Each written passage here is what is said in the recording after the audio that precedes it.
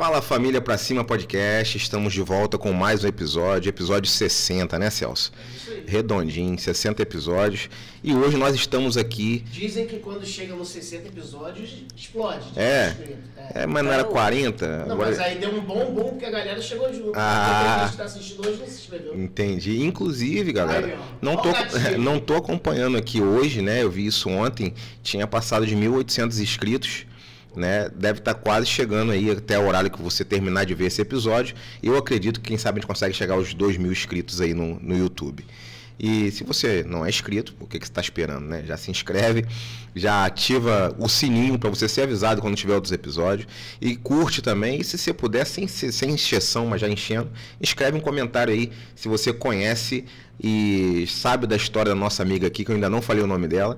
Mas já escreve um comentário aí depois que você conhecer e fala o que você achou, o que você acha e, enfim, vamos para cima. Beleza? Queria agradecer também nossos patrocinadores, o Work Banda Larga, agradecer o Deguste, Creperia e Pizzaria, não é isso, Celso? Que isso, agora sabe que eu posso falar? Pode. Eu tava analisando aqui, pessoal, quando eu vi a logo eu descobri que eu sempre falei errado, eu pensava que era creparia, mas é creperia. Aprendi olhando a logo do Deguste Pizzaria aqui, mas acho que... Nunca é tarde para aprender. Nunca é tarde para aprender, né? Isso aqui também é cultura, meu irmão. Inclusive, acabou de entrar a marca aí. Aí, ó, Nem Deguste. hein? Isso aí. Um abraço pro nosso amigo Tiagão aí.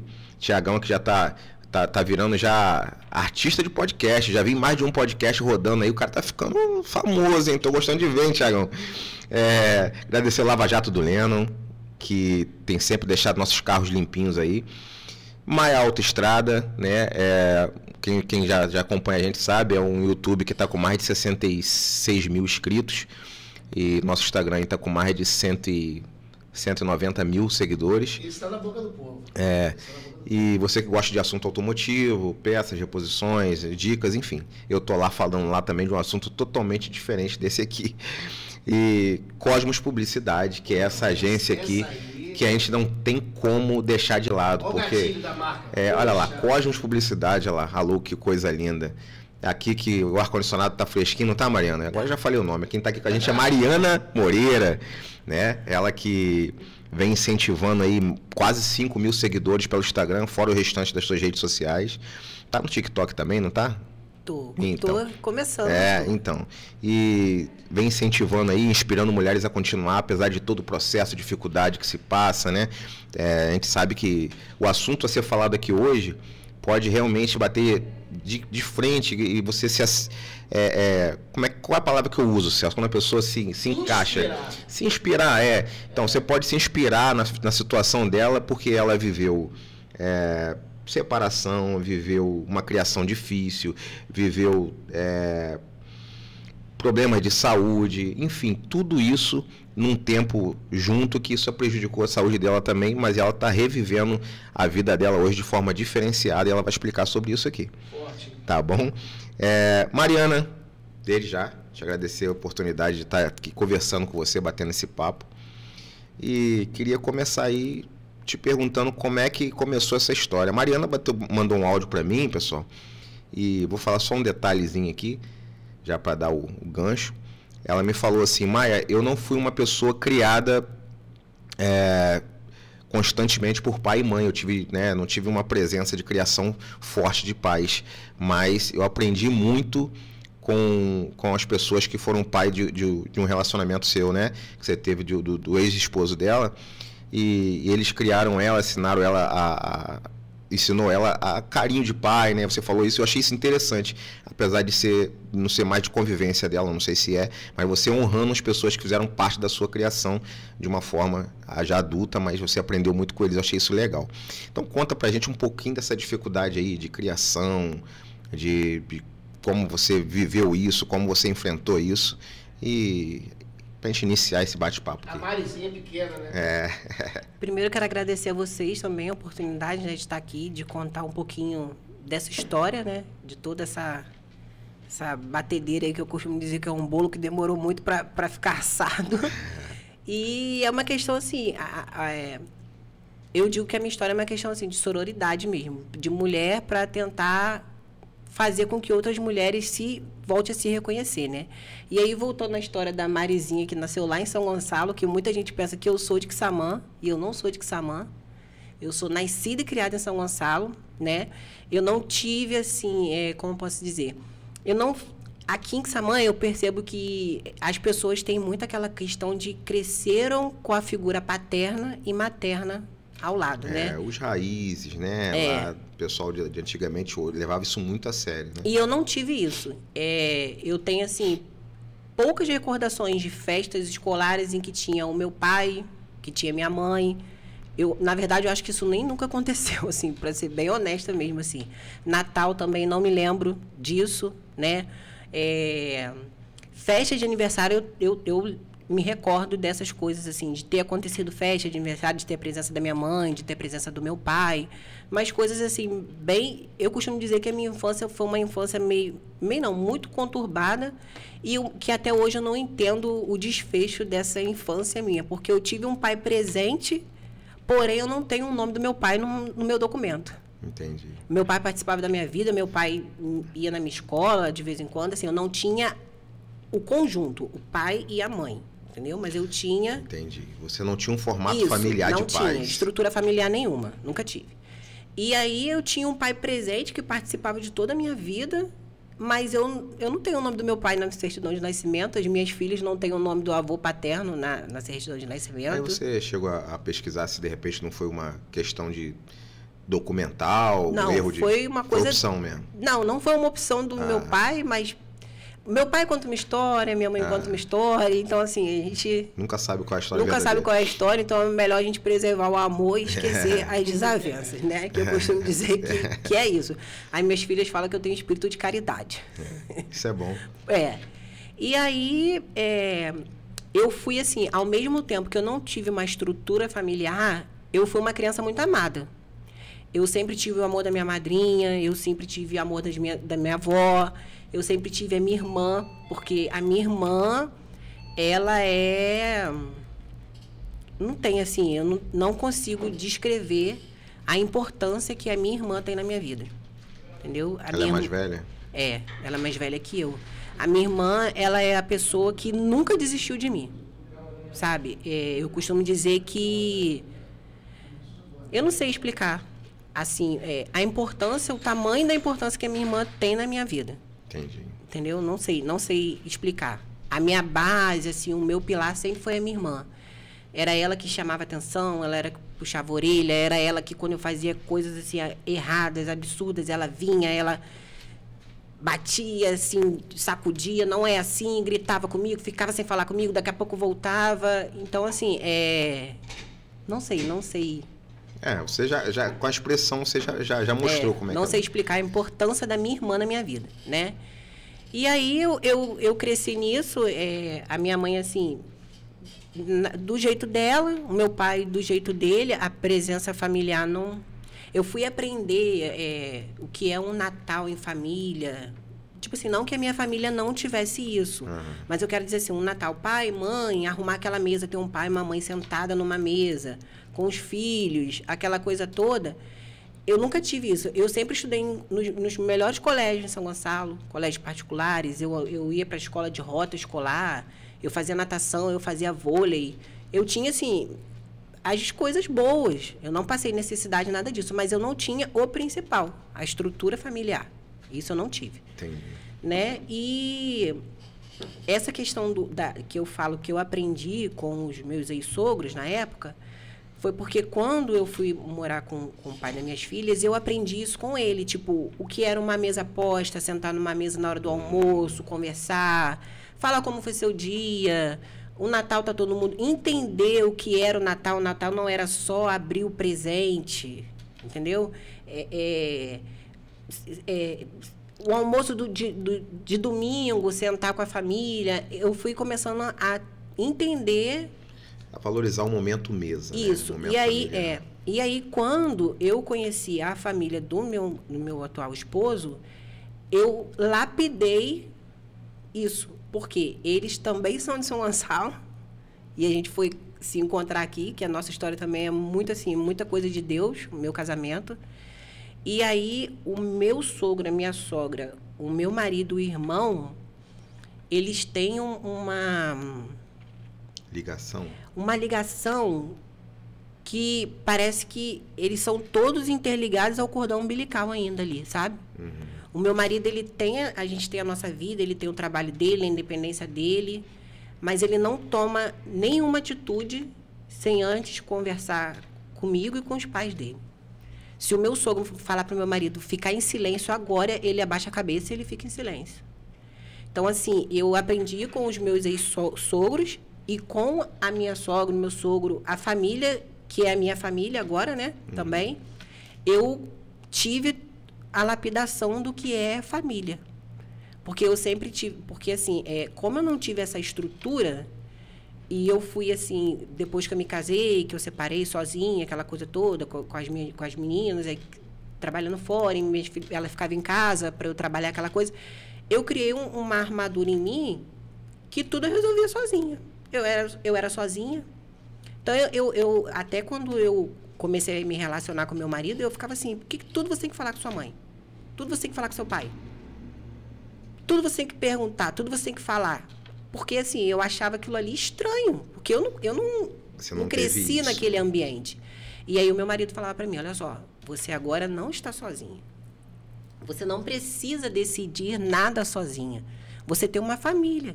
E diversas vezes eu falava assim, porque eu não estou acostumada com isso. Porque eu sou sozinha, que minha irmã fica lá... E deixa eu te perguntar uma coisa, sem te cortar, mas já te cortando. Aí vocês moravam todos juntos, não, né? Você, seu atual marido, seu sogro e sua sogra? Na mesma casa? Não, com o meu atual marido, a gente nunca morou com a minha sogra, não. A gente tinha a nossa casa. Então, essa história que você está me contando, que o teu marido consultava os pais e mães, é do atual? Isso, até hoje. Entendi. A gente tem a nossa casa, a gente tem a nossa família. Se ele tiver que, um exemplo... Uma questão de respeito ao pai, sim, né? Sim, e à mãe. Se ele quiser trocar um carro, ele conversa comigo sobre a situação, mas ele também pede um aconselhamento. Ele vai na casa dos pais. A rotina do meu marido é a seguinte. Ele acorda, ele leva o nosso filho para a escola, ele não fica um dia sem ir à casa dos pais dele. E no começo eu não entendia isso. Falava, você não tem casa, não? O que você tanto faz na casa do seu pai e da sua mãe? Sua casa é aqui. Então eu demorei a entender... Assimilar o que era um projeto família. Entendeu? Por quê? Porque eu, com as minhas filhas, era eu. Eu era... Como eu vou dizer? Era eu quem decidia as coisas dentro da minha casa. Independente. Isso aí. Quero ir em tal lugar? Não. Quero fazer não sei o quê? Não. Se eu quero fazer qualquer coisa com as minhas filhas, eu botava a mochila nas costas e vamos embora. Eu não precisava consultar ninguém, não precisava falar nada com ninguém. E aí, quando eu comecei a me relacionar com o Jonathan, a gente teve muitos problemas, né? Que houve a separação, mas eu costumo dizer que a nossa separação não veio por conta de... o meu marido não... Aconteciam situações que não era nada de traição, nada dessas coisas. O nosso problema maior era o álcool. E a gente tinha essa dificuldade de conversa. Porque muitas das vezes ele não queria conversar algumas situações comigo. Porque eu era dessa impulsividade de querer agir sozinha, né? Por um certo tempo ter sido assim na minha vida. E quando vi, eu já fiz. Entendi. Então, ele também sentiu uma dificuldade de falar. Aquela coisa de ser um só, né? De se juntar e ser um só, você teve dificuldade de encaixar isso. Com o meu jeito, ele teve uma dificuldade de chegar, e com o jeito dele, eu também tive uma dificuldade de chegar. Então, eu ficava se espetando ali, até a gente entender que o diálogo seria o começo de tudo, né? Para quem está assistindo aí e não conhece a Mariana, que acho difícil, né? Bastante gente conhece, mas pode estar talvez se confundindo um pouco na questão de separação. Ela está falando de uma pessoa, do Jonathan. O Jonathan é o atual esposo, né? E ela falando de separação me confundiu um pouco, depois eu entendi. Porque ela já separou do Jonathan, mas hoje ela tem a vida restaurada no seu casamento, né? Sim. Então, só para você entender, ela vai contando esse meio para até chegar na restauração. E nesse meio também... Você passou uma dificuldade grande, né, com a sua... Agora eu comecei a entender o que você me disse aqui em off. Falou assim, poxa, mas eu tô sendo tratada também, né, com essa questão de ter que cuidar da minha mãe. E aí eu comecei a captar porque você não teve essa questão de união familiar, de se conversar tudo. Então, hoje você foi obrigada a ter essa união com a sua mãe, né, em virtude dos acontecimentos. E agora deixar para você explicar que também nesse meio tempo você teve a dificuldade da sua mãe, né, que teve 4 a 5 AVCs, não é isso? Você puder contar um pouco sobre isso também. A minha mãe, ela já tinha tido um AVC há 12 anos atrás, né? 12, 13 anos atrás, e aí ela fazia um acompanhamento médico, sempre acompanhando, só que a minha mãe, ela nunca foi uma mulher de cuidar de saúde. Ela só começou a cuidar da saúde quando ela teve esse problema. 90% de hoje a gente faz essa mesma coisa. E aí ela era assim, um dia ela tomava o remédio, um dia ela não tomava, só tomava o remédio de pressão, se sentisse que a pressão... Coisa normal do brasileiro, né? E aí, quando aconteceu a pandemia, a minha mãe tinha que todo mundo ficar preso dentro de casa, eu estava grávida do Heitor, minha mãe simplesmente pegava o ônibus e ia dar uma voltinha em Macaé para ver gente. E aí, um dia, ela foi lá em casa me ver, né? Ver o Heitor, e aí eu acabei prendendo meio que ela lá, porque o Jonathan embarcava, e minha gravidez era um pouquinho de risco. Eu falei, ó, você fica andando, fica aqui, me ajuda. E aí foi quando ela começou a ficar comigo. Só que aí, depois de um certo tempo, ela adoeceu, teve 2 AVCs, ela teve uma queda, né? Que até hoje a gente não sabe o motivo da queda, se essa queda foi porque ela teve AVC antes ou o AVC foi depois dessa queda, e ela ficou quase 3 meses internada. E aí ela ficou nesse tempo internada, a gente ficou naquela luta, aí descobrimos um trombo no coração, e o médico explicou que se esse trombo ele se soltasse, porque assim, o trombo ele é uma coisa normal de acontecer, é muito perigosa, mas o certo é ele ficar paradinho ali, colado. O da minha mãe não, ele estava como se fosse um sino, perpendiculando ali, sacudindo. Então era uma coisa assim, era uma coisa rara, né? E ela estava com aquilo ali. Imprevisível também. E aí, esse trombo, na verdade, ela estava internada lá porque ela tinha tido AVC. A gente só descobriu porque nessa queda ela quebrou a escápula. E ela ia fazer uma cirurgia, então ela foi fazer um eletrocardiograma para o risco cirúrgico. E aí quando foi fazer no hospital, descobriu isso, então viu que a gravidade do problema dela era muito maior. E aí ficou aquele tempo se tratando e tal, e quando o médico pensou na alta, que ela já estava, acho que uns 3 meses quase internada, eles explicaram que ela ia ficar com aquilo ali, ou tinha a opção dela ir embora para casa, ou ela ficar uma vida inteira no hospital até que ele se soltasse dali. E no dia 31 de dezembro ela teve alta. Foi para casa e levava uma vida assim, normal, com algumas restrições, andava mais devagar, ficou um pouquinho esquecida, precisava que a gente acompanhasse ela para... Mas até então, tendo uma vida assim, normal, ela lavava uma louça, a gente já não deixava mais ela mexer no fogão, eu já não saía para trabalhar, ela não ficava sozinha. Eu não sei se a gente falou sobre isso, mas qual a idade dela hoje? 73 anos. 73 anos. Minha mãe isso aconteceu... jovem. Ano retrasado. Ano retrasado, 71 anos, isso. mais ou menos. E aí, quando ela ficou desse jeito, já estava morando comigo, né? Eu e meu esposo, a gente decidiu que ela ficaria com a gente, porque ela, por mais que assim, ela não ficasse sozinha, porque ela morava no quintal onde todos os irmãos moravam nesse quintal, mas ela tinha a casa dela. E ela ficava muito com minha madrinha também, e quando aconteceu isso, ela foi para minha casa. E aí, depois de um certo tempo, ela dormiu bem, e aí foi o dia que ela acordou, levantou da cama e caiu, já passando mal. Corremos para o hospital, né? Ela já foi direto para a UTI dessa vez, e aí foi quando ela ficou lá quase uns 2 meses por aí também, mas o tempo todo na UTI, a gente não podia visitá-la todos os dias, dependia de como estava o quadro dela, A maioria das vezes a gente só pegava o boletim médico, porque a situação dela era assim, era bem... Eu acho que essa é a parte mais difícil para o filho, né? Ver que está na UTI e não poder estar junto. Porque todo dia você vai com aquela expectativa de entrar. Então, quando você chega lá e aí libera 1, libera 2, e chega na sua vez, você libera, você pensa assim, ops, não tá bom. Porque se estivesse bom, eu iria poder entrar, né? E aí... Os médicos conversavam todos os dias, me explicavam a gravidade da situação dela, que já era o 4º AVC, né? E aí ela teve um 5º dentro do hospital. que foi quando ela ficou nessa UTI que a gente já não podia entrar tanto, tinha os boletins médicos, essa coisa toda. Você me relatou que, inclusive, ela pegou Covid também. Pegou Covid, teve quadro de hipotermia também no hospital, tiveram que usar manta térmica nela, tudo isso. E aí, assim, porque tem médico que ele já é levado pela profissão, né? E tem aqueles médicos que eu acho, não, tenho certeza, né? Que eles são levados pela fé. Entendi. Então, tinha o dia que você ouvia o que é levado pela profissão, que é aquela pancada, que se você não tiver forte, você cai. E aqueles que são levados pela fé, que vai te falando e que te faz acreditar que existe o Deus do impossível, né? Que a gente ora para que seja a vontade de Deus, mas a gente sabe que Deus é o Deus de milagre. E eu tinha toda a minha igreja levantando um clamor pela minha mãe, tudo isso.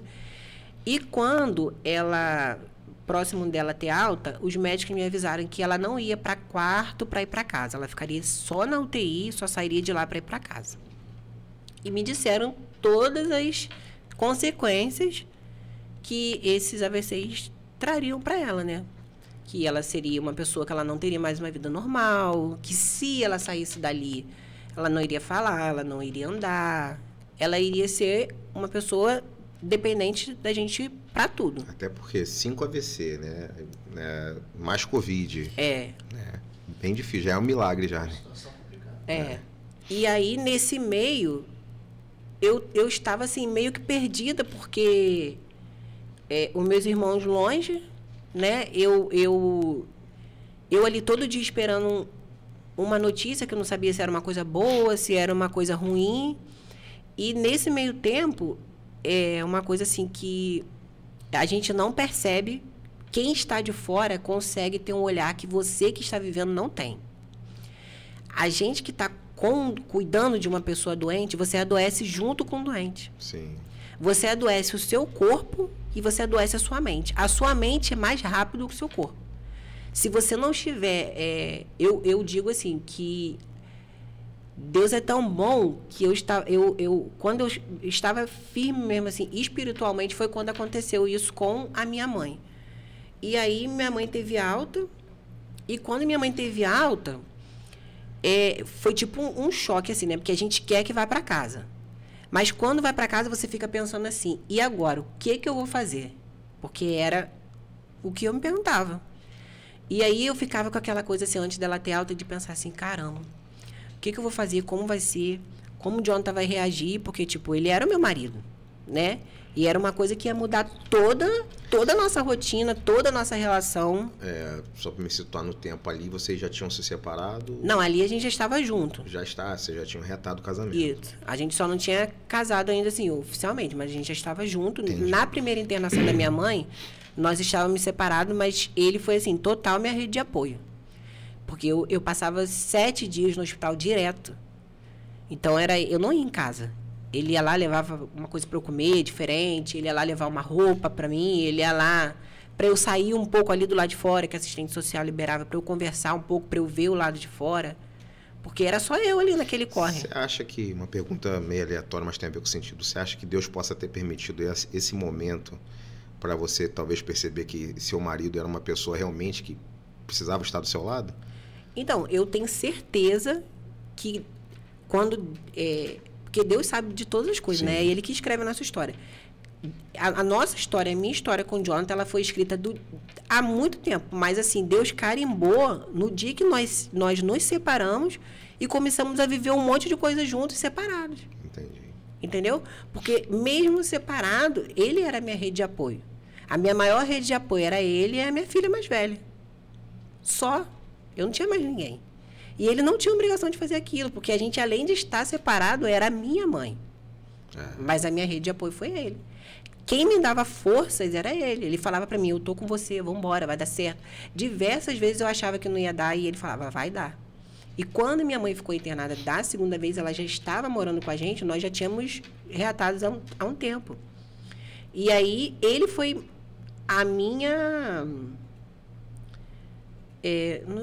eu não sei nem assim, ele foi a cabeça pensante do problema. Do problema, assim, não, da situação, né? Sim. Que não pode falar que é um problema. Ele administrou o problema da melhor forma. Isso aí. Porque eu ficava assim, o que eu vou fazer com minha mãe? E aí ele chegou para mim e falou, vem cá, calma, respira e senta.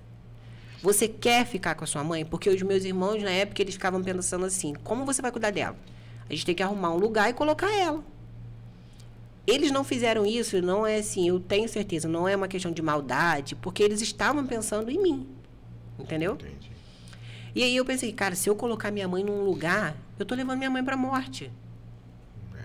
Eu não posso fazer isso. Eu tenho que honrar meu pai e minha mãe. Eu acho interessante que nesse processo todo que você está me falando, a gente percebe, né, Deus tratando submissão, né? Quando a gente fala submissão é a nível de estar debaixo da mesma missão do seu esposo. Reconhecimento do que era do seu esposo para você, né?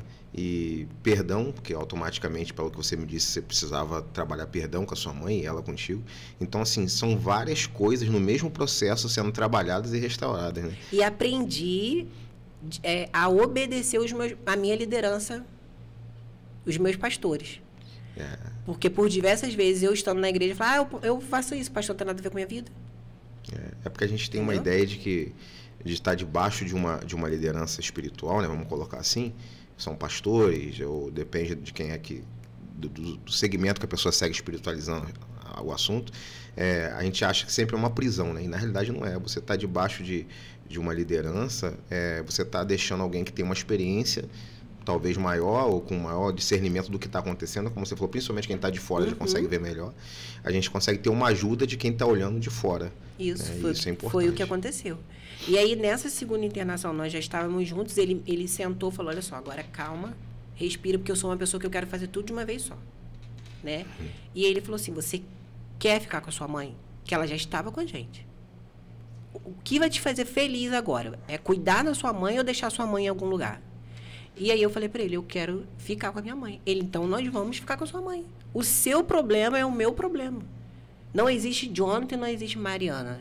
Nós somos um só. Top. E quando ele fez aquilo, eu me senti assim, abraçada para eu poder cuidar da minha mãe. Porque eu queria, mas ficava receosa de... Porque até então minha mãe morando com a gente, andando, fazendo tudo, independente, era uma coisa.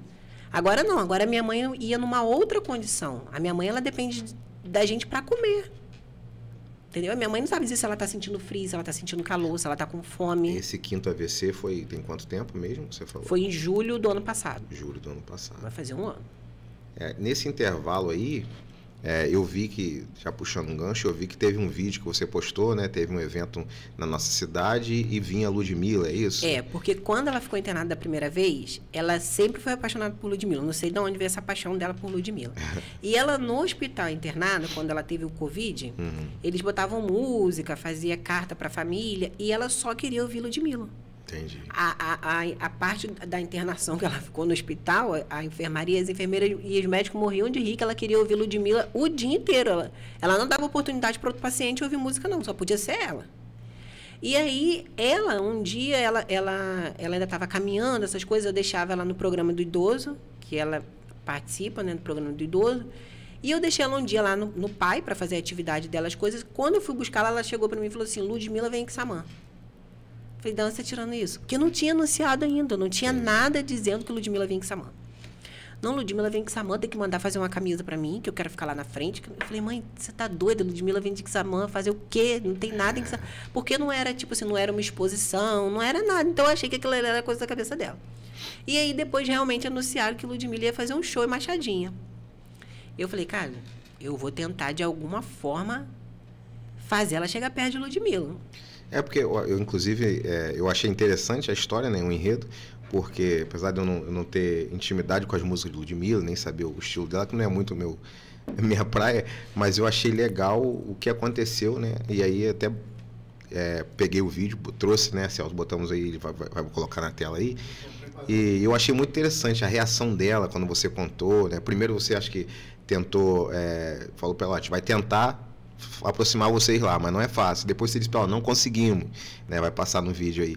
E aí depois você fala a verdade, que conseguiu, que ela vai tirar foto. Eu achei muito assim, legal. Realmente, eu não tinha conseguido. Entendi. Eu fiquei coisa de tipo uns 15 dias fazendo campanha, um monte de gente compartilhando, um monte de gente, pra gente ver se chegava até a produção dela, para que conseguisse alguma coisa. Porque não depende só da parte daqui, né? Não, tem toda uma questão da produção dela. E aí, um dia antes, Um dia antes, o Cássio, né? O Cássio Reis, que eu trabalho com ele chegou pra mim e falou assim, vou dar um negócio pra sua mãe. Falei, que negócio? Só que eu já tinha mandado fazer a camisa dela, independente dela chegar perto ou não, eu iria levar ela no show. Só que eu já estava, assim, cansada de Ludmilla, porque o tempo todo que ela via televisão em casa, no quarto, era só Ludmilla. E o celular dela só tinha música de Ludmilla. E aí, o Cássio me ligou e falou, ó, vem aqui no portão que eu quero dar um negócio pra sua mãe, não sei o quê. E aí, eu desci, eu me lembro como se fosse hoje, fui no portão, aí ele falou assim, aqui, toma, dá pra sua mãe. Era a pulseira pra ela entrar no camarim pra tirar foto. Eu fiquei assim, caraca, e se essa velha morrer? Porque eu fiz toda a mobilização, mas eu não pensei. Falei assim... No impacto emocional. Falei, meu Deus, se a velha der um negócio lá morrer, a culpa é minha. Pior que eu botei já pra todo mundo saber. Então todo mundo já sabe que a culpa... A gente pode botar aqui o vídeo? Pode. Então, Celso, acho que é o último vídeo dela. Não, seria o primeiro vídeo. Aí já tá passando já esse aí. Não, esse aí já é o final já dela, daquele primeiro vídeo. Ela... Gente, que essa mãe dele teve que tirar. Segura aí que vamos botar. Isso, vamos colocar aqui. É o vídeo dela sendo informada que não conseguiu. Não, isso aí ela estava chorando horrores, porque eu tinha dito pra ela que eu não tinha conseguido, porque eu não sabia que ia conseguir mesmo. Entendi. E ela estava o dia inteiro chorando. Ela já estava com o rosto inchado de tanto chorar. Ah, então vocês ficam ligados aí que vai ser... Tá baixando aqui. Agradecer o WhatsApp pela velocidade. Obrigado, WhatsApp. E aí vai ficar no meio da nossa telinha aí, vocês vão ver aí. Vamos lá.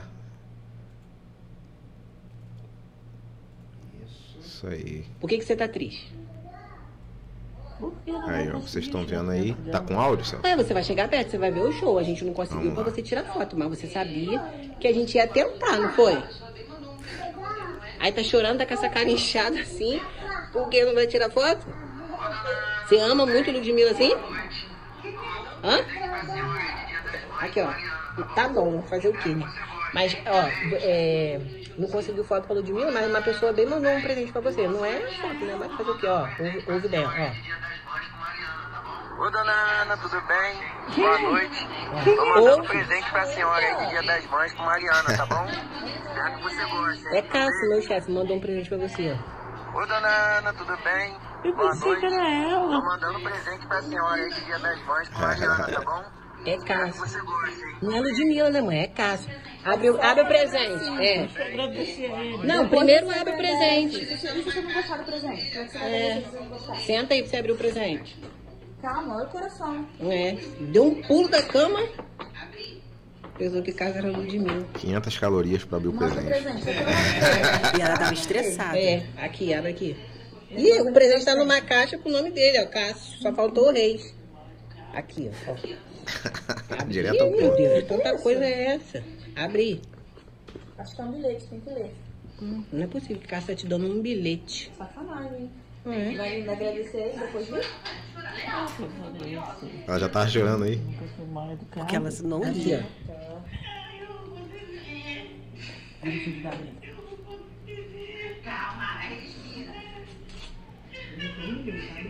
Eu pensei Tem que que ela ia ler dar um troço primeiro. aí. Para de chorar, para de chorar. Lê alto, porque eu tô curiosa. Lê alto que não tem o que tem.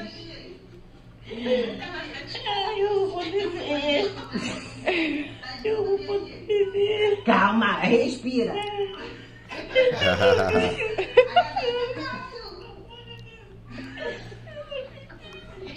Tá feliz, Davi?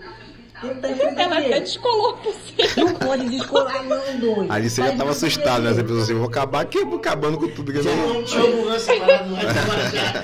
Agradece a Cássio. E aí eu já tinha me arrependido da brincadeira. Respira, vó. Respira, senão vai voltar pro hospital e não vai ver o de mim, não, mano.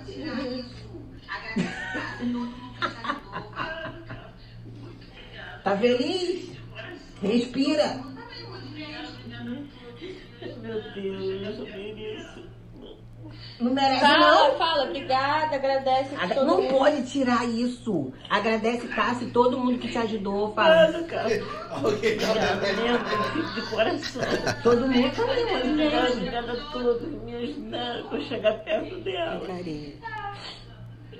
Obrigada mesmo. Para com o remédio. Não precisa de mais nada, Gostou? não. Ludmilla é tudo. Ah, bicha. Pega o papel e mostra pros outros. Viu?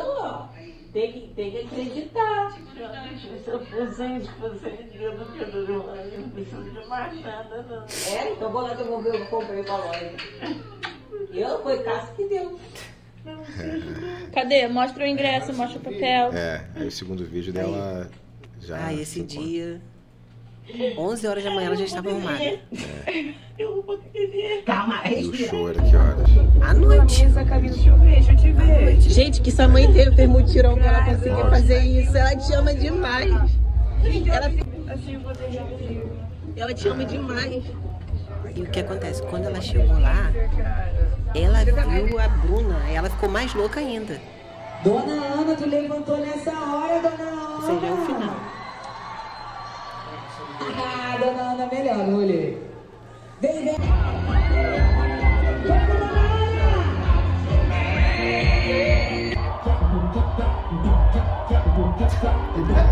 Tá inteirona pra quem tá dodói, hein? Pode me tirar tudo que eu tenho.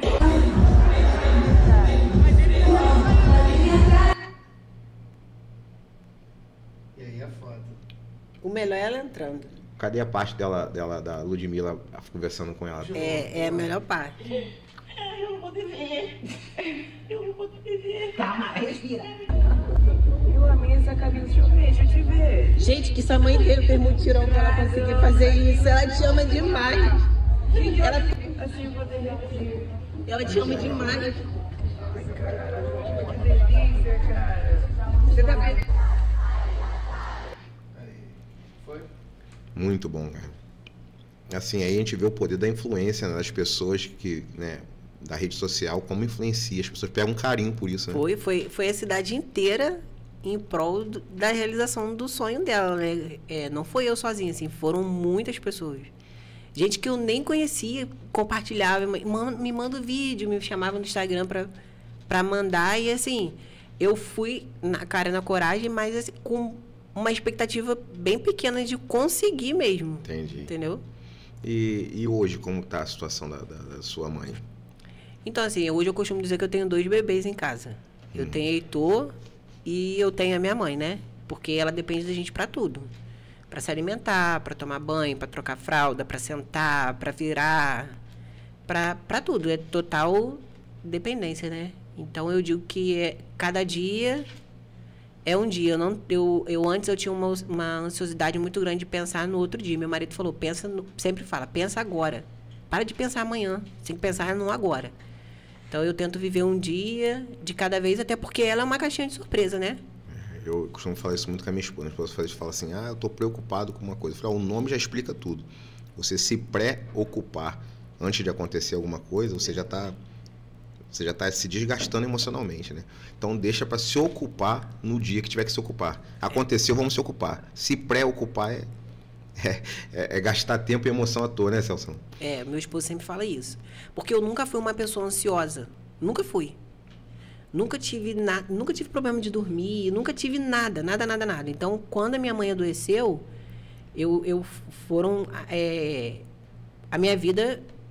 a minha família toda mudou em prol da minha mãe, né? Minha casa mudou em prol da minha mãe.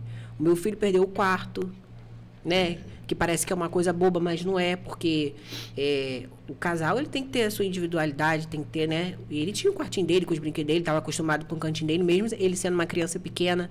Mas pra gente dar uma estrutura de vida, uma possibilidade de vida melhor para minha mãe, uma comodidade melhor, ele foi retirado dele para que a vida das minhas filhas mudaram também, né? Principalmente da minha filha mais velha, porque ela, com meu marido, é a minha maior rede de apoio, são eles dois, né? Então, assim, ela também vive com o pensamento na avó, tipo, se quer levar uma amiga, uma coisa para casa, a gente tem aquela questão do barulho para não incomodar minha mãe.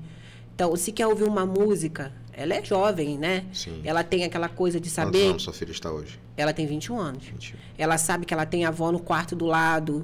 E ela tem uma responsabilidade com a minha mãe. Se eu sair para fazer alguma coisa e eu demoro um pouco mais, porque lá em casa agora é tudo... milimetricamente certinho. Tem que ser tudo... Porque, assim, hoje em dia eu não posso simplesmente pegar com meu marido e falar assim, vamos viajar. Porque meu filho e as meninas a gente bota no carro e vai para qualquer canto. Agora minha mãe. É verdade. Vamos na rua tomar um sorvete. Tá, vamos na rua tomar um sorvete, mas Ana vai ficar com quem? Né? Tem que fazer uma reprogramação. Porque eu trabalho, eu tenho uma pessoa que fica com ela no meu horário de trabalho, porque eu tinha pensado em sair do trabalho para ficar só tomando conta dela, porque os gastos são muito altos, a gente não tem ajuda assim, né? Então é gente de casa mesmo que faz. E aí meu marido falou, se você parar de trabalhar, vão ser 2 doentes aqui dentro de casa. Porque você não vai aguentar a pressão de você ficar o dia inteiro tomando conta de casa, de filho da sua mãe. O seu trabalho é uma válvula de escape, então você repensa direitinho. Então, assim, hoje a minha mãe ela é dependente da gente para tudo. Só que muitas das coisas que os médicos diziam que ela não conseguiria fazer, a minha mãe faz. Ela perdeu a visão, ela não enxerga 100%, mas ela enxerga os vultos, então a gente já aprendeu a posição que a gente pode colocar para que ela veja uma televisão. Entendi. Quando a gente quer conversar com ela, a gente sabe qual é a posição que a gente tem que ficar para que ela enxergue, mesmo que pouco, a gente. Qual é o lado que você pode fazer um carinho nela, que ela vai sentir que ela está sendo... que você está ali fazendo aquele carinho nela. O banho, eles falavam, banho de leito. Minha mãe nunca tomou banho de leito. Nunca dei banho na minha mãe na cama. Sempre nunca conseguiu levar para o chuveiro normalmente. Minha mãe tem a cadeira do banho, ela toma banho no chuveiro, ela lava a cabeça, ela tem a pessoa que eu digo assim, que Deus vai colocando pessoas para te ajudar no meio do caminho. Eu tenho o Samuca, assim, que eu costumo dizer que ele me salva direto, assim, toda vez que eu preciso. Ele vai lá em casa, ele corta o cabelo da minha mãe. Eu tenho a pessoa que vai lá em casa, que faz a unha da minha mãe. Ela agora ela tá com uma pessoa nova cuidando dela, mas assim, no começo, quando o negócio estava pesado mesmo, que a gente não sabia o que fazer, eu tinha a Samela ali comigo, que assim, minha mãe criou um afeto, um amor por ela e ela por minha mãe, assim, que dinheiro nenhum no mundo paga isso. No dia do meu casamento eu fiz questão que ela entrasse com a minha mãe no casamento, porque o meu casamento, assim, foram só pessoas que como a gente não tinha condição de fazer uma festa, então foram só pessoas que a gente... Então a Samela, ela tinha que estar ali representando do lado da minha mãe, porque na minha ausência, na ausência do meu marido, da minha filha, ela era os meus olhos tomando conta de um dos meus maiores bens, que é a minha mãe, né? Então a gente senta a minha mãe no sofá. Esses dias eu consegui pela primeira vez fazer com que ela comesse sozinha, mas aí também é aquilo, é um dia na atividade e 10 dias no mundo dela. Entendi. Eu acho que aquele dia que ela fica mais ativa, ela gasta muita energia, não sei, e aí ela precisa desse tempo para ela descansar. Entendi. Né? Todo dia é uma caixinha de surpresa. Todo dia, é o que eu falo, ela é uma caixinha de surpresa. Todo dia eu acordo, eu acordo, a primeira coisa que eu faço é a minha oração e eu falo, Senhor, esse dia está entregue em suas mãos e o Senhor me dê força e sabedoria para levar o seu dia. Que não seja eu fazendo nada aqui sozinha. Tudo o Senhor vai me dando direcionamento. No meu falar, no meu agir, em tudo. E aí, um dia de cada vez. Porque, assim, a situação da minha mãe, ela tem toda uma interferência dentro do meu lar. Entendeu? Porque se é um dia que minha mãe tá mal, que se é um dia que a gente tem que pegar minha mãe e levar para um hospital, uma coisa... Meu marido aí trabalha embarcado, minha filha ela faz faculdade no horário integral... Se a cuidadora dela não estiver em casa, eu tenho o Heitor, que tem 2 anos. Entendi. Né? E aí eu tenho que pensar assim, eu vou levar minha mãe para o hospital, eu vou fazer o que com o Heitor? Né? Na realidade, você tem uma tarefa gigante, né? Se preocupar com tudo ao mesmo tempo. Isso aí. Agora, o que a gente vê literalmente, né? Bem nítido, a presença de muita ajuda divina, né, de Deus em tudo isso, porque Deus usou processos difíceis da sua vida para transformação pessoal, transformação sentimental, né? Você sente que faltava perdão assim da sua parte, da parte dela, que e com isso realmente colaborou muito para o seu desenvolvimento hoje espiritual, pessoal? Eu acho assim que eu nunca senti de precisar perdoar. Nunca, mas eu acho assim que dela, eu acho que é alguma coisa assim, porque tinha mágoa, né? E aí a gente acaba, como filho, fazendo coisas que a gente não tem que fazer com pai e mãe, e aí por ter essas situações, acabava tendo coisas que não eram legais, como aconteceram muitas coisas dela comigo que geraram sofrimento também, mas eu não... Como eu já falei, que meus filhos falam que eu tenho esse coisa do espírito de solidário, eu sou uma pessoa assim, que eu não consigo guardar raiva de ninguém. Menos mal. Não tenho. Muito menos da minha mãe. O meu pai, a gente não se fala há muito tempo. Não sei nem por onde ele anda. Mas se eu encontrar meu pai ali agora, vai ser como se eu tivesse visto meu pai agora de manhã. Entendeu? Eu não tenho essa coisa assim. Eu costumo dizer, que, na verdade, é que Deus deu a oportunidade de a gente viver coisas que a gente não tinha vivido antes. Entendi. Entendeu? A minha mãe, ela sempre foi muito assim, muito livre também, sabe? Ela não foi assim, uma avó presente, daquela avó que gosta assim de meu neto nasceu, vou lá dar o banho, vou cuidar do meu neto. Ela não tinha, mas ela tinha a presença dela, do jeito dela, sabe? Mas eu costumo dizer que Deus deu a oportunidade dela viver com o Heitor, o que ela não viveu com nenhum neto. E quando eu digo nenhum, não são só as minhas filhas, foram os meus sobrinhos também, sabe? E ela teve a oportunidade também, tá tendo, né? Teve a oportunidade de ver vocês casando, né? Que você estava explicando aqui em off. Porque, assim, o nosso casamento é o que eu digo assim, Deus, ele vai fazer... Na verdade, assim, eu costumo dizer que Deus usou pessoas para que eu chegasse, não, porque cada dia a gente tem que estar evoluindo mais e aprendendo mais, né? Deus, quando ele me plantou na igreja metodista, que ele me deu o pastor Rafael e a Pati, a minha pastora, eles nunca desistiram de mim, porque eu ficava um pé na igreja, um pé lá fora, um pé na igreja, e eles nunca desistiram de mim, nunca deixaram de me amar, nunca deixaram de amar a minha família, nunca deixaram de cuidar da minha família. Quando a minha mãe adoeceu, eles foram, assim, fundamentais na minha vida. E no dia do meu casamento, eu falo, fico até, assim, me emociona muito, porque quando eu casei, nós não íamos fazer festa. O meu sogro que deu dinheiro pra gente ir lá no cartório, pagar pra casar, tudo, aí a pessoa fica, tá chorando miséria. Não é isso, que a gente tinha outras prioridades, outras coisas pra fazer. As pessoas confundem, né? Que, na realidade, o fato de não querer gastar com uma coisa é porque a gente define que algumas prioridades são urgenciais. E eu e meu marido, quando a gente retomou nosso casamento, a gente decidiu abrir mão de várias coisas para que a gente estivesse vivendo no foco que a gente está vivendo hoje.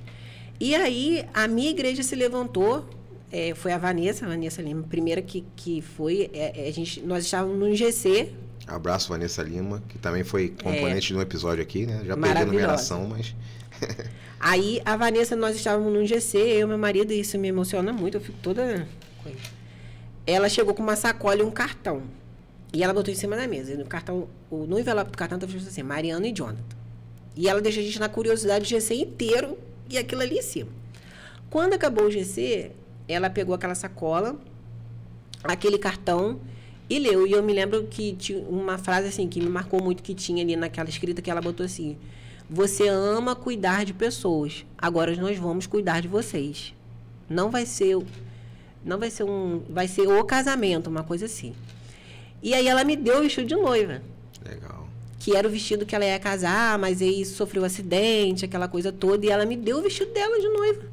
Tipo assim, ela abriu mão do vestido dela. Quantos anos aquele vestido estava guardado? Eu acho interessante, Celso, que isso aqui dá quase uma série, né? Você vê que a vida de um que teve aqui se conecta com a vida de outro. Mas tem uma série que é mais ou menos assim, esqueci o nome dela. Que é uma série pautada em histórias de vidas que se conectam. Caramba, É legal. Na verdade, tem muitos filmes assim, muitas séries que, não detalhadamente assim, mas Lost, por exemplo, é uma série meio... Pô, mas aí... mas uma coisa se conectando com a outra. Mas vai, desculpa. E aí, quem começou com tudo isso foi a minha igreja, foi a Vanessa. E aí a minha pastora falou assim: você quer ter uma festa? Eu falei, eu quero, né? Mas... Aí a Paty falou assim, eu vou arrumar seu casamento. E aí veio Michele Monteiro e... eu vou fazer isso no seu casamento. Vamos botar o meu food truck no seu casamento. Aí botou o food truck lá no casamento. Aí a Renata da minha igreja, eu vou fazer comida japonesa do seu casamento. Falei, o negócio tá ficando chique. Tá ficando chique o negócio aqui. E aí, fotos. Não tem dinheiro para fotógrafo, não. Todo mundo tira foto com o celular e vai ter foto. E aí entrou a Mari, da minha igreja. Mari, eu vou te acompanhar durante o dia, eu vou tirar a sua foto. E aí entrou o Celcinho. Até Celcinho tá no jogo aí, tô falando, tem as coisas se conectando aí. This is us. E aí, no dia... só pra... Eu vou voltar na pergunta que você me fez, só pra alinhar. No dia do meu casamento, quando eu cheguei, eu tinha uma equipe fotográfica de filmagem do meu casamento. A mídia inteira da minha igreja, Gabriel, todo mundo lá. Tipo, meu casamento, quem olha de fora, fala assim, gente, foi uma equipe de profissionais aqui que... Casamento de artista. Flores da igreja, flores da rua. Legal. Entendeu? Assim, móveis de um, não sei o que de outro. Só tô triste de não ter conhecido ela antes, né? Eu podia ter ido no casamento. Podia ter ido. Podia ter ido, tá? Perdeu. Eu fiquei pra frente, mas tava regado. Tá. Aí. Deus deu chuva de bênção naquele dia ali. E aí, voltando aos meus pastores, quando eu decidi casar, uma coisa que eu fiquei guardando muito pra mim, porque eu não queria ficar falando pra não ficar assim, tá passando uma coisa de coitada. Mas eu imaginei assim, caraca, meu casamento. E aí eu tinha convidado meu irmão pra vir e entrar comigo na igreja. Na igreja não, porque a gente casou no quintal de casa. Pra entrar comigo no casamento. Só que eu já tinha uma certeza na minha cabeça que eu queria entrar com o meu sogro também. Porque o meu sogro, ele, o tempo todo, ele faz um papel de pai na minha vida. Ele chama atenção, ele me coloca no lugar, ele me fala coisas que eu preciso ouvir. Então, eu sabia que eu queria entrar com o meu sogro também no meu casamento. E aí, eu convidei meu irmão, por ser meu irmão mais velho, e aí ele preferiu não vir. Não deu para ele vir, não sei, alguma coisa impediu que ele viesse.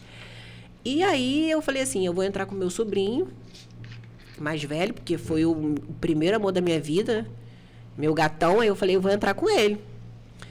E entrei com meu sobrinho até o meio do caminho e com o meu sogro. Só que veio antes do casamento. Porque o que uma noiva faz no dia do seu casamento? Ela tem uma mãe ajudando ela a se arrumar. Ela tem um pai ali vendo a filha vestida de noiva. E o que eu teria? A minha mãe estava na cama, com as pessoas arrumando ela, né? Antes de eu começar a me arrumar, eu fui correndo ver a minha mãe, se ela estava do jeito que eu queria que ela estivesse, né? E aí, Deus é tão bom que o que ele fez? O meu dia de noiva, eu me arrumei na casa do meu pastor e da minha pastora. Que beleza. Ela me arrumou, ela calçou a minha sandália, ela me entregou o meu buquê, o meu pastor me abençoou, o meu pastor orou junto comigo. Então, aquela falta que eu tinha ali do meu pai e da minha mãe, foram eles que fizeram. E naquele dia, eu realmente, assim, caiu a minha ficha de entendimento que, além de liderança, eles são a minha figura paterna. Entendi.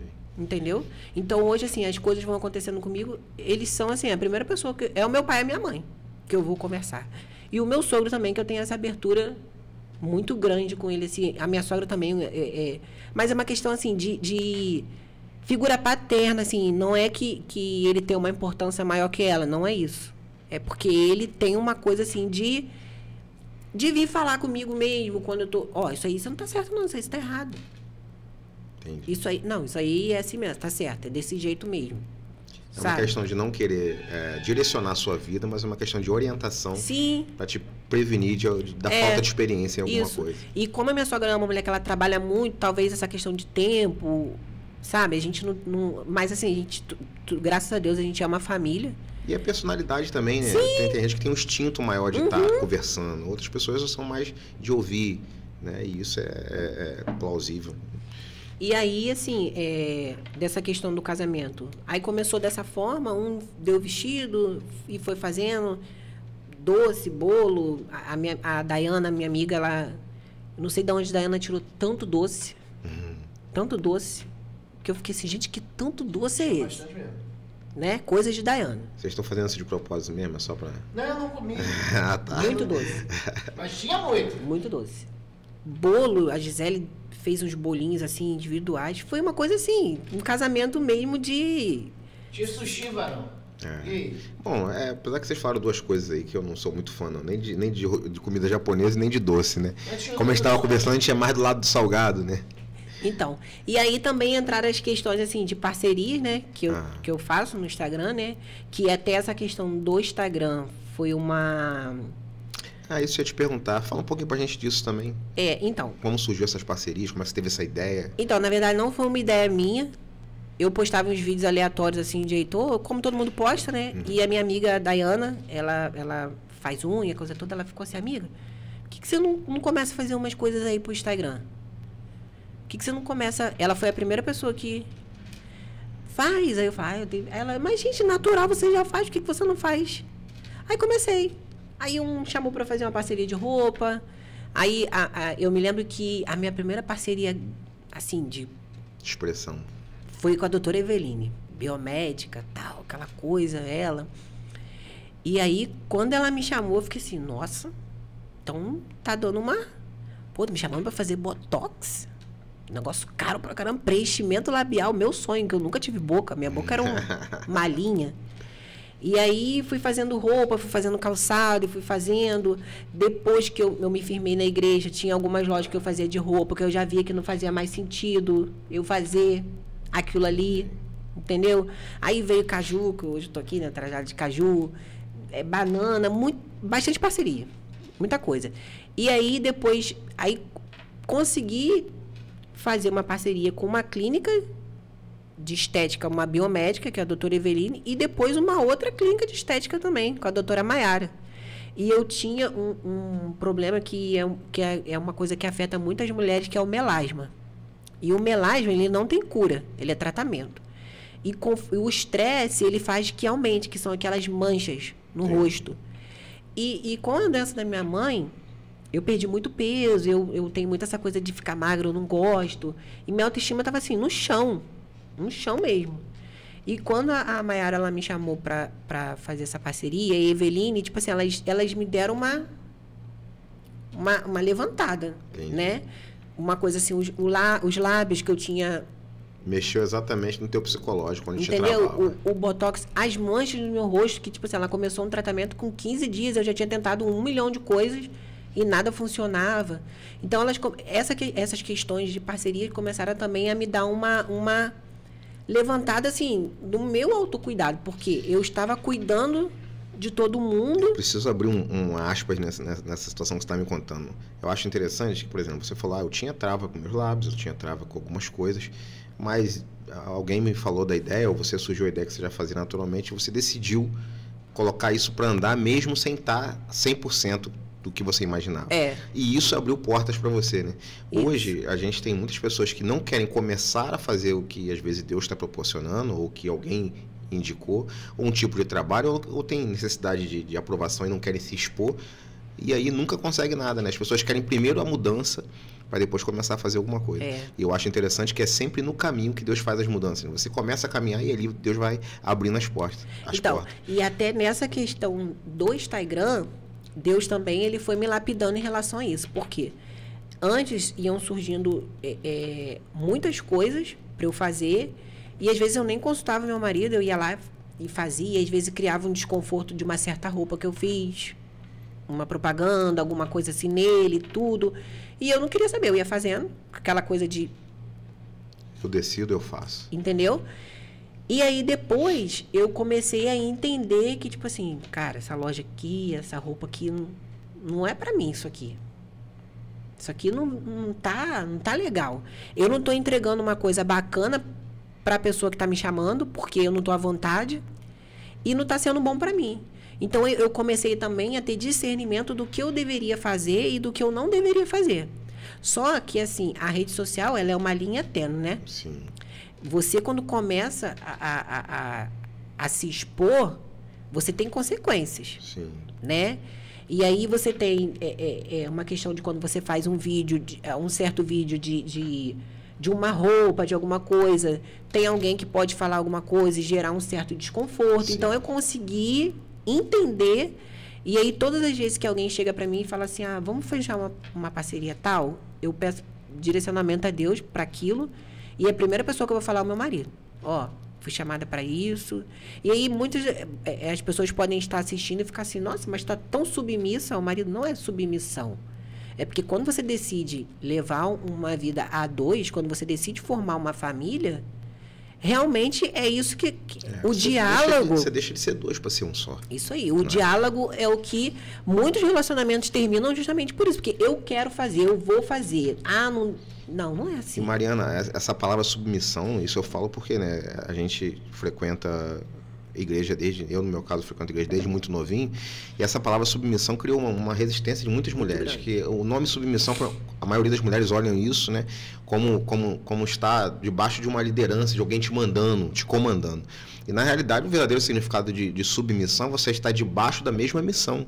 Sim. Né? Então, ou seja, é estar sob a mesma missão do seu marido, o mesmo propósito. Não quer dizer que você tem que obedecer ele. Sim, e ele também, tipo, um exemplo, na semana passada mesmo ele desembarcou, no outro dia a empresa mandou mensagem pra ele, ó, embarcar, ele, amor, a empresa mandou um e-mail, o que você acha? Tipo assim, ele também divide. Os dois na mesma missão. Quando ele, da última vez que ele trocou o carro dele, que ele veio, tô pensando em trocar o carro, o que você acha? Então, assim, hoje a gente entendeu que o diálogo é né? Porque, assim, a gente não tem essa coisa de dialogar com amigos. Exato. Né? Que às vezes nem deveria, né? Então, tem tipo de amigos que a gente pode dialogar. Eu costumo dizer que eu tenho muitos colegas. Amigos eu tenho muito poucos, assim. E eu faço muita questão de honrar os amigos que eu tenho. Eu tenho 2 pessoas, assim, que se hoje eu tô casada, se hoje também eu restabeleci minha família, foi porque elas 2, assim, foram minhas amigas de dizer assim, aqui você tá certa, aqui você tá errada. A Maria Luísa e a Yasmin, elas, assim, Mária, olha só, isso aqui você tá certa. Mas isso aqui você tá exagerando, peraí. E eu acho que a gente cresce muito, Mariana, quando a gente entende que, tudo bem, a gente pode classificar assim, colegas e amigos, mas eu já entendi que existe a qualificação de amigos. Por exemplo, existe o amigo que você pode se abrir o lado seu pessoal, porque, né, a pessoa vai te entender, vai te compreender e vai te dar uma orientação dentro do teu nível espiritual que você precisa receber orientação, mas talvez não seja uma pessoa que pode te orientar a nível de empreendedorismo, por exemplo. Né? E aí você pode ter um amigo que você é teu amigo a nível de empreendedorismo, você nunca pode abrir o teu pessoal para ele, porque ele não tem estrutura para isso. Então, quando a gente aprende a separar essa qualidade de amigos, por exemplo, hoje eu tenho um amigo, falei isso hoje, eu tive uma reunião de manhã, eu falei, rapaz, eu tenho amigos que eu fico 8 meses sem ver e sem falar, né, porque a gente mora em lugares distantes, às vezes ele está aqui, mas a gente quase não se vê, mas se a gente se falar pelo Zap, a gente se fala como se tivesse visto um dia antes. E se eu pedir ele um favor, ele sai da cidade dele para me atender aqui. Foi o que aconteceu comigo. Eu tenho uma amiga de São Gonçalo, que é da época que a gente estudava no ensino fundamental, a Carla, que a gente, assim, é amiga dessa época. A gente quase não se vê, mas a gente sempre se fala no telefone. E quando eu falei, amiga, eu vou casar, eu queria que você viesse. Ela veio de São Gonçalo pro meu casamento. Exatamente. Às vezes não é uma pessoa que a gente, por exemplo, esse no meu caso, não é uma pessoa que eu me abro no meu lado particular para ele, mas é um cara que eu precisar contar com ele, ele sai de onde ele estiver. Então existe a qualificação de amigos, né? Sim. Existe os amigos para falar de intimidade, amigos para falar de espiritualidade, amigos para contar com ele. Eu tive um rapaz que é hoje amigão meu também, né?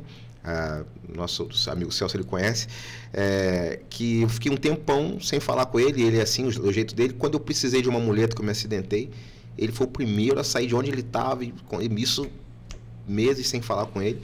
E aí eu fui orientado por um outro amigo, falou assim, rapaz, amigo ele não tem que estar sempre junto não, isso é uma ideia que a gente criou. Amigo ele tem que estar preparado para ajudar na qualificação dele quando a gente precisar dele, mas nem sempre os caras tá presente o tempo todo, porque a gente quer ter aquela coisa de estar junto, né? Mas desculpa te cortar. E aí, assim, o que eu estava falando da questão da rede social.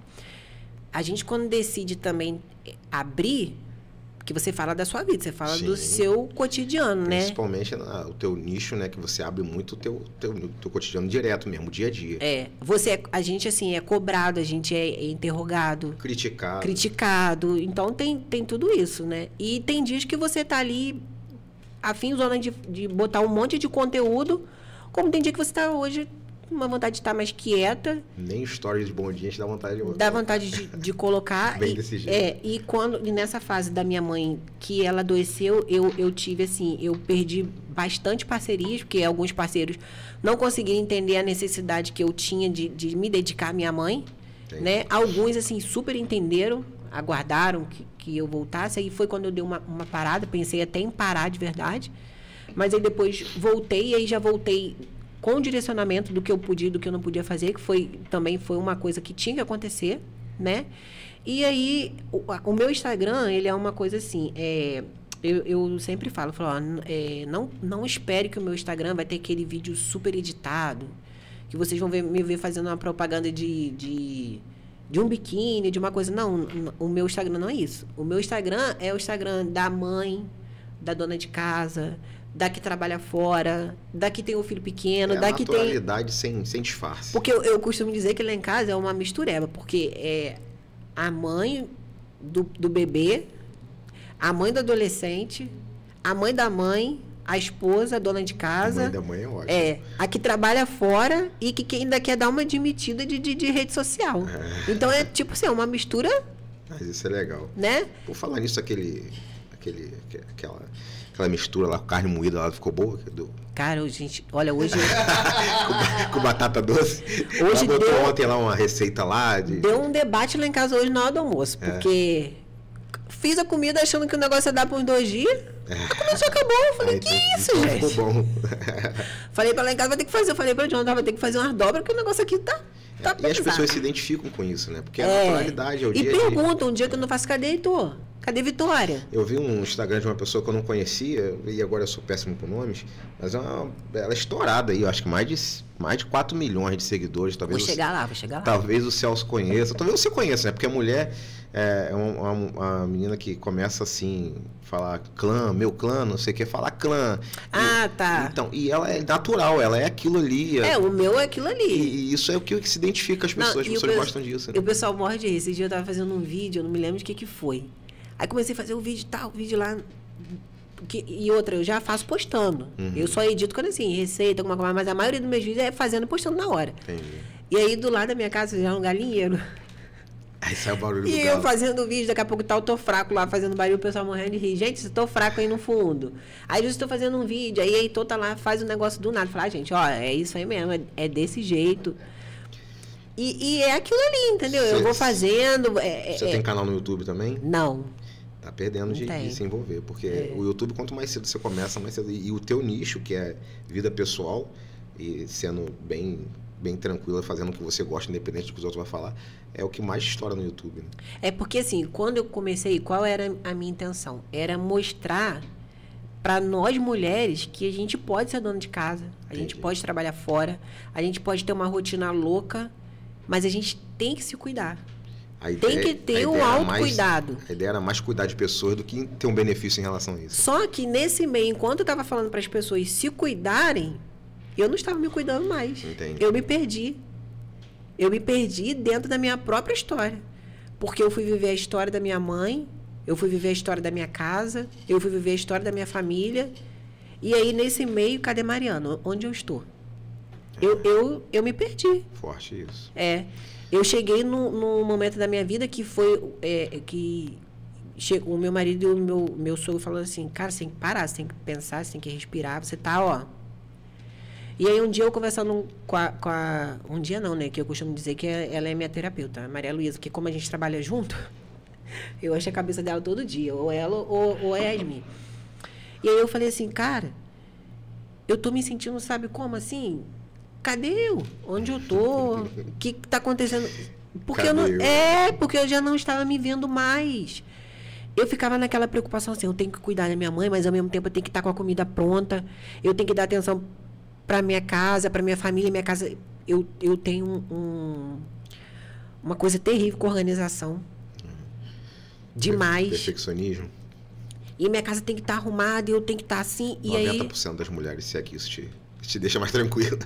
E aí eu ficava para depois. E aí meu marido perguntava, vai fazer a unha não? Ele tava me dando toques, né?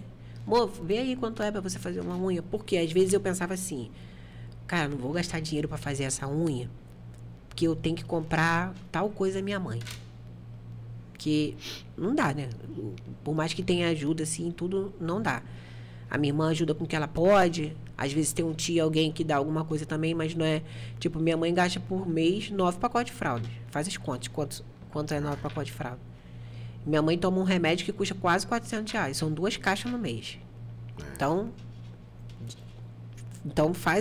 vai vendo aí que... Quando somado tudo, você já tá vivendo no milagre. A conta não bate, enfim. E aí eu tava cuidando de tudo, mas eu não estava me cuidando. E aí a gente acaba contrariando o próprio mandamento de Deus, que a gente confunde muito, que é amar ao próximo como a ti mesmo.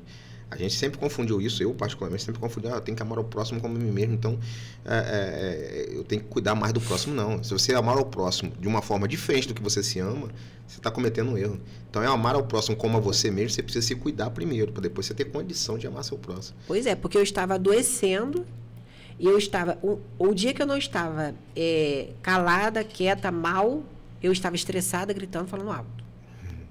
E a minha filha mais velha era a que mais sofria, coitada, dessa história toda. E aí um dia meu marido falou assim para mim, eu não vejo você sorrir mais. Não, você não é a Mariana que eu conhecia há um tempo atrás. Cadê a Mariana brincalhona, estabanada? Que eu sou muito assim, sabe? Cadê você? Eu estava assim, dentro da doença da minha mãe, dentro da doença da minha mãe, dentro da direção que a nossa vida tomou, né? Eu me encapsulei, fiquei ali dentro daquela cápsula e fiquei ali. E aí foi quando eu percebi que como que eu ia falar para... Se o meu objetivo no Instagram era falar para mulheres que elas tinham sim que cuidar da casa, trabalhar, mas elas tinham que se cuidar para estar bem, para cuidar das pessoas e fazer as coisas em volta delas, você não estava fazendo aquilo comigo. Estava ensinando sem viver. Entendeu?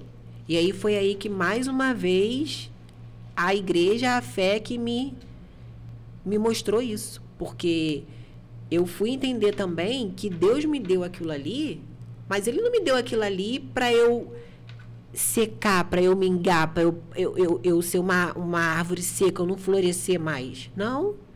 Pelo contrário, eu tinha que dar fruto, eu tinha que florescer, porque eu cuidando ali da minha mãe, eu estou ensinando para os meus filhos o que é...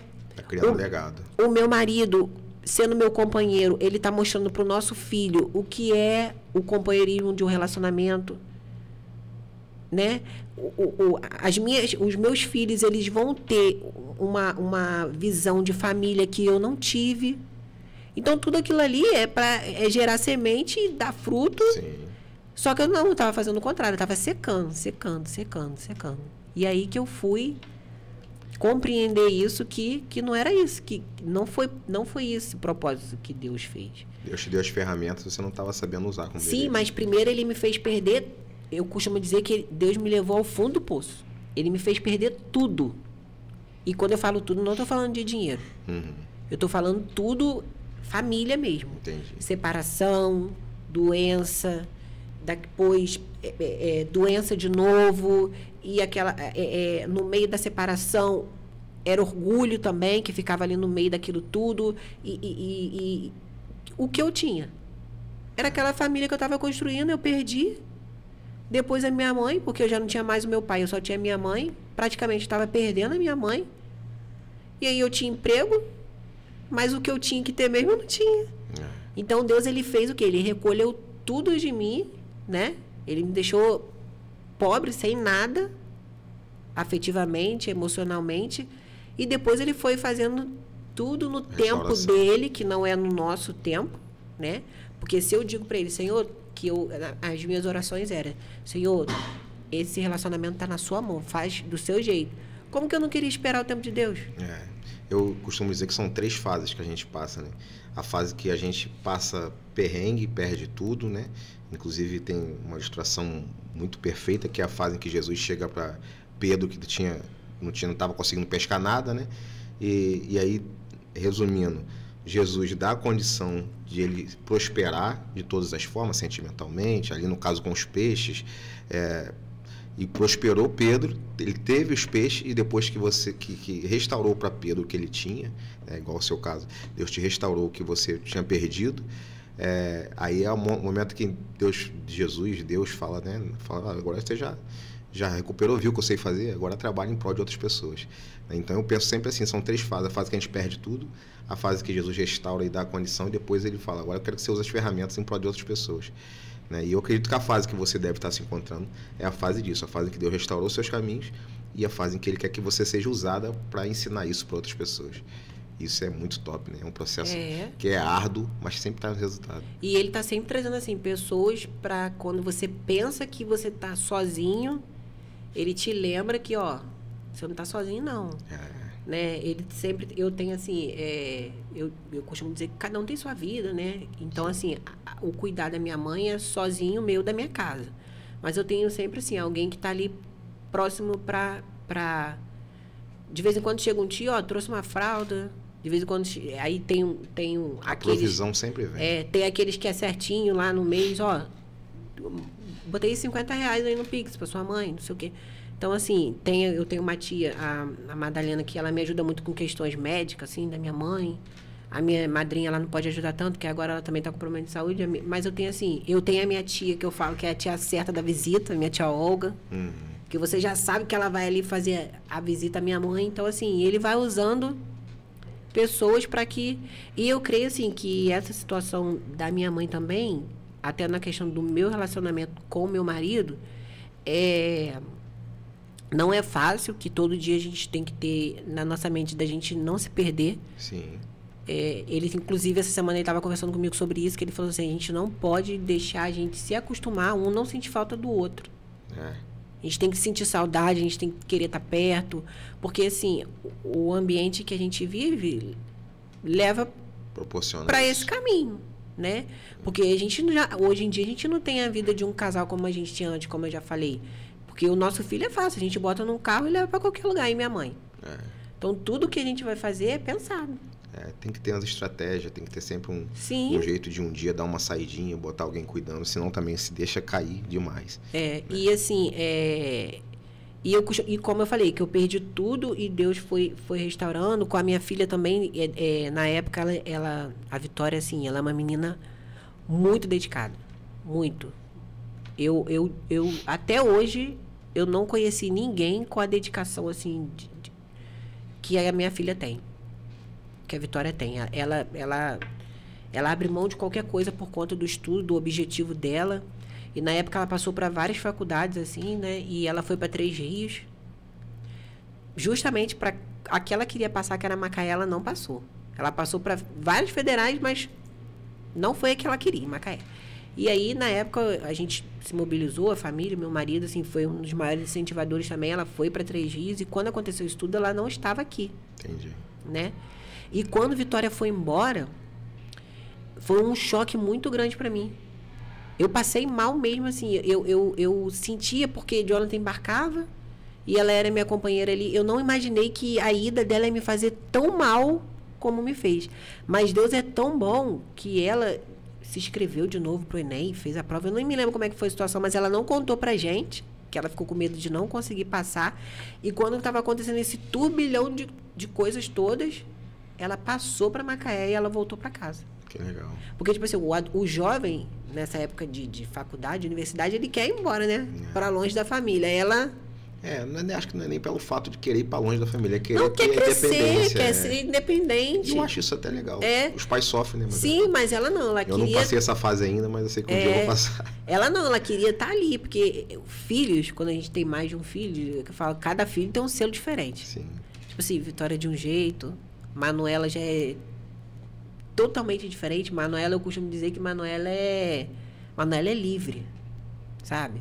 Manuela, ela já parece que ela já nasceu preparada para o mundo.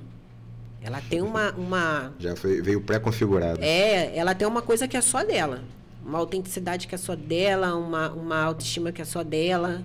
Dora já é mais assim, do jeitinho dela. Cada um tem seu estilo ali diferente, né? E tem Sofia também, que é a cópia de Vitória. É desse jeito, assim. Entendi.